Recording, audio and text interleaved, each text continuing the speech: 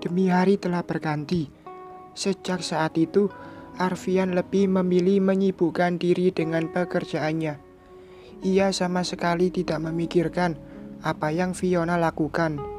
Yang terpenting, setiap bulan Arfian selalu memberinya jatah bulanan. Usahanya untuk menyelidiki sang istri belum 100% berhasil. Masih ada beberapa yang membuatnya belum yakin. Seperti pagi ini, Arfian kembali mendapat kiriman foto dari orang kepercayaannya. Tetapi baginya itu masih kurang. Arfian ingin bukti yang akurat. Pria berbadan kekar itu menatap tajam ke arah layar ponselnya. Rasanya Arfian tidak sabar untuk mendapatkan bukti yang bisa membuat Fiona jatuh. Fiona, tidak lama lagi kebusukan kamu akan segera terbongkar, desisnya. Arfian keluar dari kamar dan bersiap untuk berangkat ke kantor.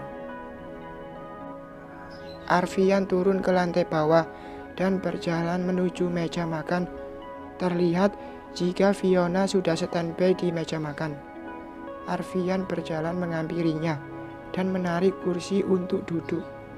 Arfian segera mengambil sarapannya tanpa memperdulikan Fiona yang duduk di sebelah kanannya.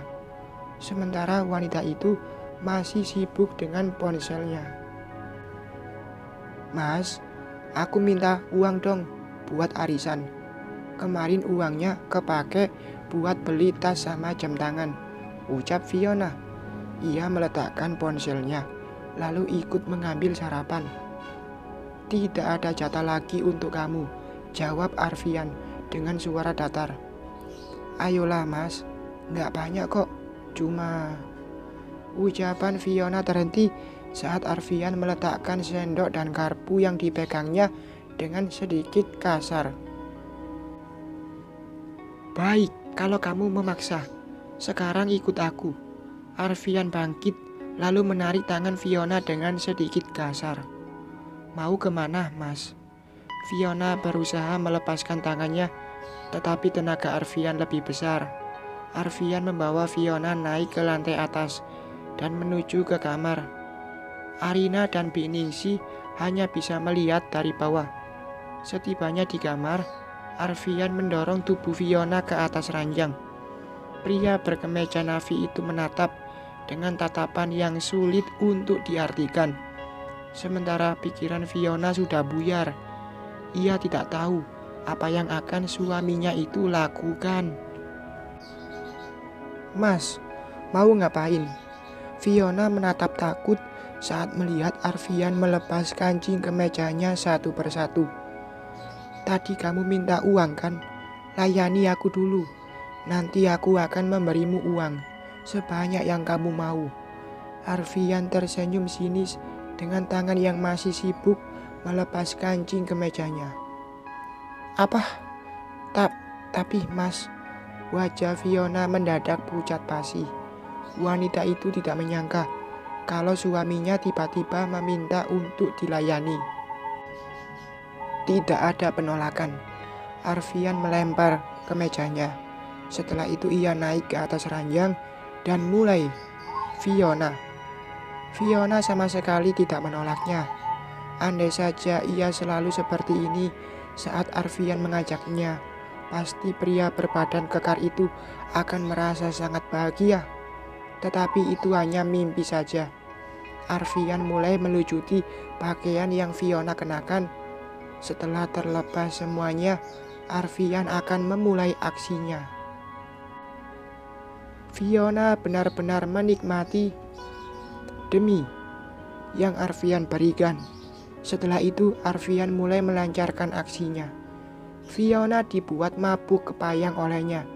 Pria berbadan kekar itu terus membuat Fiona merasakan yang belum pernah dirasakan. Dan setelah cukup puas, tiba-tiba Arfian menghentikan aksinya.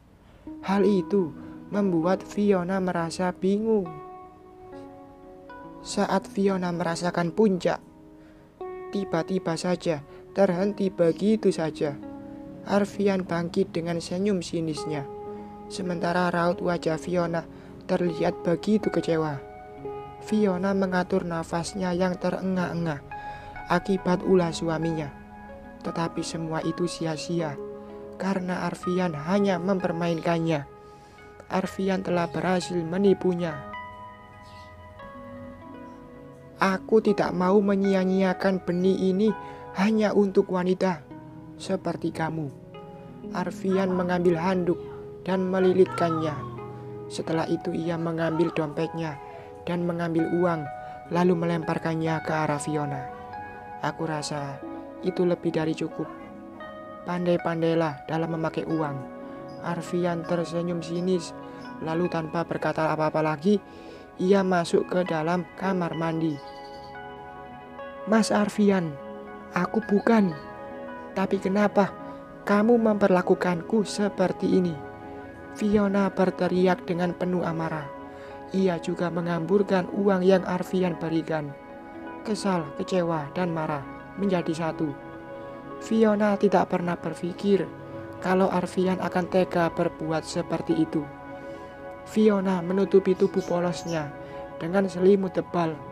Air matanya terus saja mengalir, membasahi kedua pipinya. Sementara itu, 5 menit kemudian, Arfian keluar dari kamar mandi. Ia berjalan mengambil kemejanya, lalu memakainya.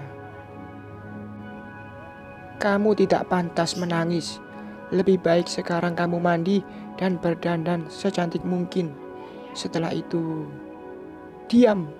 Kenapa Mas tega melakukan ini? Apa salah aku? Teriak Fiona, memotong ucapan Arfian. Seketika, Arfian menghampiri Fiona dan mencengkram rahang istrinya itu. Kamu mau tahu kenapa aku berbuat seperti ini? Apa yang aku lakukan tidak sebanding dengan perbuatanmu itu. Lebih baik sekarang kamu mulai berpikir di mana letak kesalahanmu itu. Mengerti? Arfian melepas cengkramannya dengan kasar. Setelah itu ia merapikan kemejanya. Setelah rapi, Arfian bergegas keluar dari kamar. Sementara itu Fiona menangis. Ia merasa sudah direndahkan. Bisa-bisanya Arfian berbuat seperti itu. Suaminya sudah keterlaluan.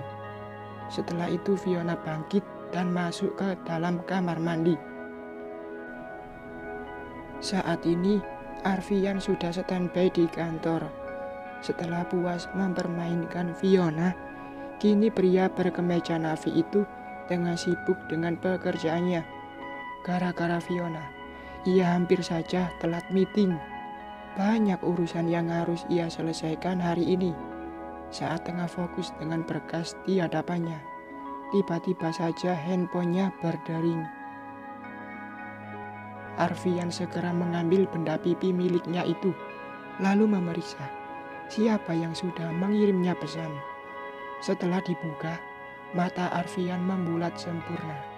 Setelah melihat foto-foto serta video yang baru saja ia terima, tangannya mengepal, rahangnya mengeras. Ingin rasanya Arfian mengajar orang yang ada di foto dan video tersebut. Fiona, kamu akan merasakan akibatnya nanti. Arfian menatap tajam ke arah layar ponselnya. Iya, wanita dalam foto dan video itu adalah Fiona.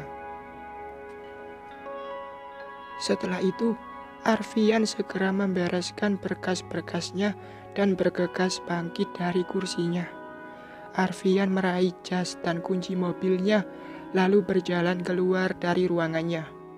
Pria berbadan kekar itu berjalan dengan tergesa-gesa. Ia tidak ingin kehilangan kesempatan untuk memergoki istrinya itu. Hari ini, Arfian akan membongkar rahasia Fiona. Tunggu aku, Fiona. Arfian menatap tajam ke arah depan, sementara pikirannya mengarah kepada Fiona.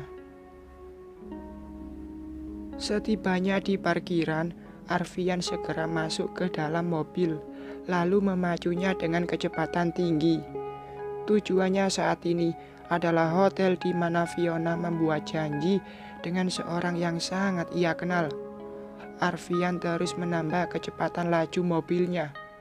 Rasanya ia sudah tidak sabar untuk sampai di hotel tersebut. Ia juga sudah tidak sabar ingin melihat reaksi Fiona nanti. Pukul 8 malam, Arfian tiba di tempat tujuan. Saat ini, pria dengan kemeja berwarna navy itu tengah duduk santai di ruang tunggu. Tangannya sibuk mengetik pesan untuk ia kirim ke sekretaris di kantornya. Karena hari ini meeting keduanya harus batal. Setelah pesan terkirim, tiba-tiba matanya menangkap sosok yang ia tunggu-tunggu sejak tadi. Dengan cepat Arfian bangkit dan mengikuti langkah Fiona dan seseorang yang bersamanya. Karena jarak yang sedikit jauh membuatnya hampir saja kehilangan jejak. Kini mereka sudah berada di lantai 20. Arfian terus saja mengikutinya. Tetapi setibanya di depan kamar nomor 2057, Arfian menghentikan langkahnya karena yang ia ikuti sudah masuk ke dalam kamar tersebut.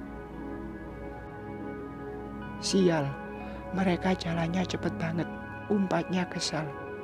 Arfian berniat ingin mengetuk pintu kamar tersebut, tetapi ia urungkan. Tidak. Kalau kamu bisa berbuat seperti ini, aku juga bisa. Kita lihat saja nanti, Fiona. Arfian membalikkan badannya dan berjalan menjauh dari kamar tersebut. Dengan senyum sinisnya, Arfian berjalan meninggalkan kamar hotel itu. Entah apa yang akan Arfian lakukan. Pria berbadan kekar itu melangkah pergi meninggalkan hotel tersebut. Arfian memacu mobilnya dengan kecepatan tinggi. Jalanan yang ramai dengan berbagai kendaraan tidak menjadi penghalang baginya. Bersambung.